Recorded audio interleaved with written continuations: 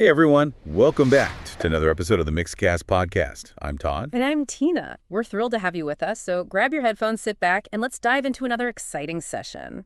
Okay, so it's election eve, and things are getting pretty crazy out there. We're going deep into these final hours of the presidential race. Between, of course, Vice President Harris and former President Trump. You know it. And we've got some brand new updates straight from the New York Times. Hot off the press. Exactly. We're going to be looking at those last-minute campaign strategies. Some surprising poll results for sure. And even a little bit of Elon Musk just to spice things up. Sounds like a plan. So where do we even begin? I mean, this race is neck and neck. Well, both Harris and Trump are spending their last bit of energy in Pennsylvania. Pennsylvania, huh? Yeah, there are 19 electoral votes up for grabs there. That's huge. No wonder they're both there. Yeah, and I mean, Trump even said at his rally in Pittsburgh, one day from now, does that sound nice? Oh, I saw that. Almost like he was teasing the crowd, you know? Like, right. Just wait. He's a master at building up that suspense, that's for sure. Definitely. And picking Pennsylvania for his final rally, I mean, that's got to be strategic, too. Oh, absolutely. Don't forget, Pennsylvania flipped from red to blue in 2020. Well, that's right. So it's like this symbol that things could change again. Exactly. So both candidates are really focusing their messages now, huh? Definitely. Like Harris, she's all about unity and looking ahead. Forward-looking, yeah. Right. But then you've got Trump hitting hard on crime and immigration. Painting a much darker picture. Yeah, for sure. I remember Harris in Allentown, she said, America is ready for a new way forward where we see our fellow Americans not as an enemy, but as a neighbor. A real call for unity there. Yeah, but then you contrast that with Trump's message, you know, all this urgency and almost fear. It really makes you wonder how different voters are reacting to these totally different approaches. You know, both campaigns have teams of people studying exactly this. Oh, I bet. Figuring out how to appeal to anxieties and aspirations, different groups, different messages. It's fascinating. And while the candidates are out there rallying behind the scenes, you've got their campaigns glued to those early voting numbers. Oh, absolutely. It's like their own little war room. Right. And it sounds like the Trump campaign is getting a little nervous about the high turnout among women. Makes sense, especially since polls show women favoring Harris. Yeah, and I mean, you can't ignore the impact of the Supreme Court overturning Roe v. Wade. Right. We've seen this surge of women registering to vote, getting involved politically. It's a big deal. It really is. And then, on top of all of that, you've got Elon Musk jumping into the fray. Oh, yeah. Gotta love Elon. So, in the middle of the night, he goes on X, what used to be Twitter. Yeah. And tells all the men out there to vote. What's he up to? Well, he's been pretty vocal about supporting Trump. And he seems to be a little concerned about these early voting trends. So this late night plea, it's definitely raising eyebrows. Is this just Musk expressing his opinion, or, I mean, he's got a massive platform, right? Right. Is he trying to sway the election? It's a good question. It's uncharted territory. It really is. And it makes you wonder about the future of campaigns, you know? Like, how much influence can someone like Musk have? It'll be fascinating to watch how this all unfolds. Speaking of fascinating, did you see that Des Moines Register poll? The one showing Harris with a 3-point lead in Iowa? Yeah, that's the one. Whoa, Iowa. That's like Republican heartland. Exactly. And this isn't just some random poll, right? This is Jan Seltzer. Oh, yeah. She's known for getting it right. So we can't read too much into just one poll. But you got to wonder if something's shifting. Could Iowa actually flip? Wow. That's a lot to think about. It is.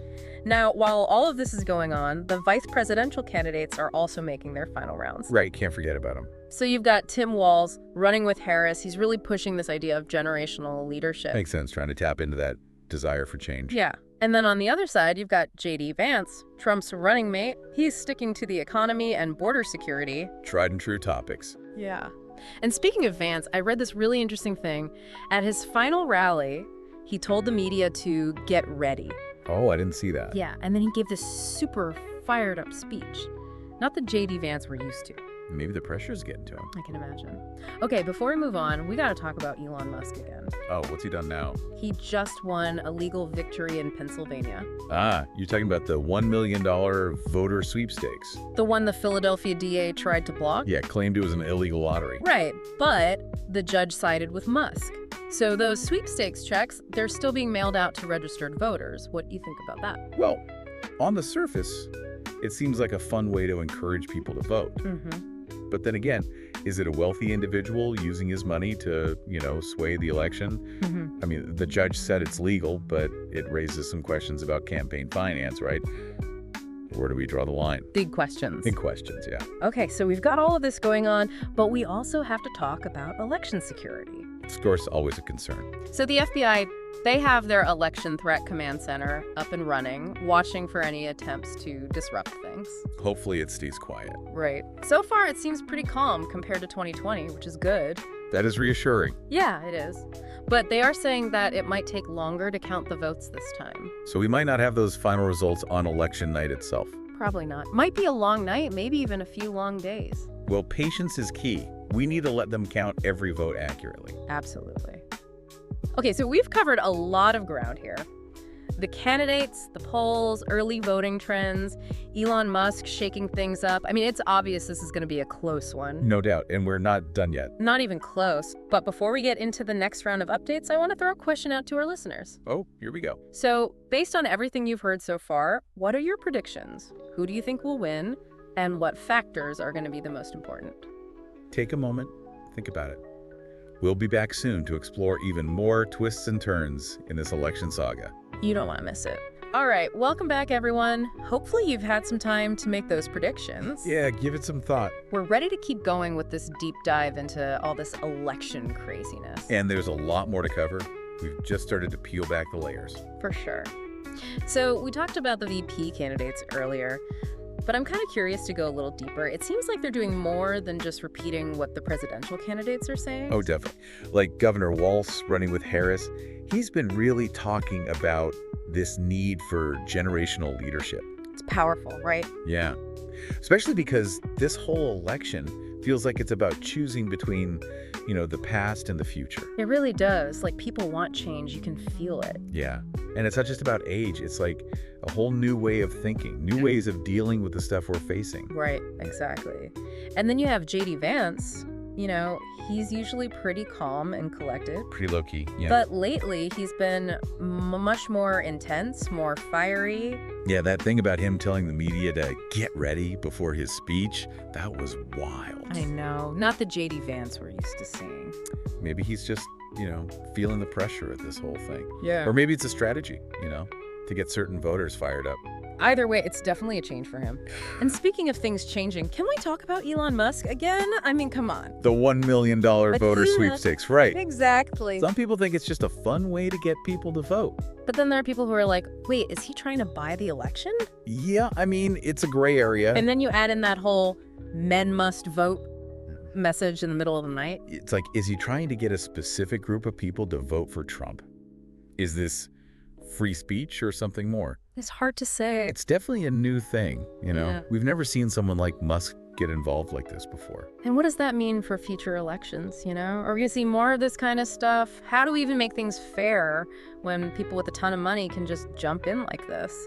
Yeah, those are big questions. It's a whole new world. Okay, so let's switch gears for a second. I want to come back to election security. We talked about the FBI's command center, but there have been some reports of, vandalism and stuff. Not a ton, but still. Yeah, like those ballot drop boxes being burned in Oregon and Washington. That was pretty scary, honestly. Yeah, it's a reminder that people are going to try to mess with things no matter how many safeguards you have. It's a reminder that we have to be careful and we have to speak up if we see anything suspicious. Absolutely. Yeah. We can't take our democracy for granted. Right. And as we get closer to election night, we should probably remind everyone to be patient. Yeah, counting all those votes takes time. Millions of them. We might not know who won right away. And that's okay. Yeah. No jumping to conclusions or believing rumors. Just wait for the real information. Okay, so before we wrap up this part of our deep dive, I want to kind of zoom out for a second. Let's look at the big picture, yeah. What are the big takeaways from all of this?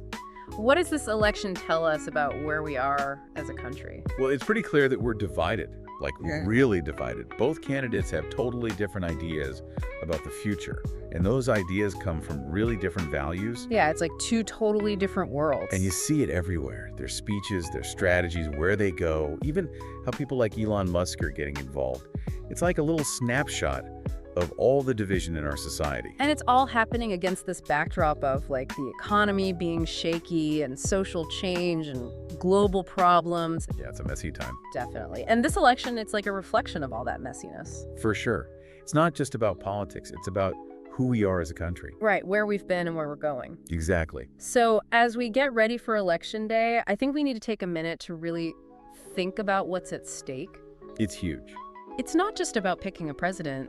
It's about choosing what kind of country we want, what we value, what we want to be. This is a time when we need to really pay attention, and think critically, and really be involved in this whole process in a smart way. Totally. It's so easy to get caught up in all the who's ahead, who's behind stuff. The horse race. Yeah. But we have to remember what this is really about. The future of the country. Exactly. What kind of country do we want? What matters to us? Exactly. So as we finish up this deep dive, I want to leave you with something to think about. We've talked about the candidates, the polls, the strategies, all the drama. But there's this one piece that we haven't really talked about. The voters? Yeah. At the end of the day, it's the voters who decide. It's their choice. Yeah. Millions of people going to the polls tomorrow, each one with their own story. Right. Their own experiences, their own beliefs, their own hopes. It's easy to get lost in all the numbers and the predictions. Right. Just a bunch of data. But each vote is a person making a choice about what they want for their country. It's amazing when you think about it. So when you're watching the results come in tomorrow night, try to see past the headlines. Past all the talking heads. Think about the people behind those votes. Their stories. Why are they voting the way they are? What do they want for their families, for their communities? Like a giant puzzle. A mosaic. All these different pieces coming together. And that's what makes our democracy so special. All those different voices. It's powerful. Yeah. Even with all the noise and the fighting, there's still this feeling that we're in this together. Like we all want what's best for the country. And that's what will keep us going, no matter who wins. Well said. So I think it's time to wrap up our deep dive into this crazy election. It's been a ride. We hope you've enjoyed it. And more importantly, we hope you feel informed and ready to be part of this big moment. Yeah, go out there and make your voice heard. Stay curious, stay involved, and stay informed. We'll see you on the other side of this election, ready to dive into whatever comes next.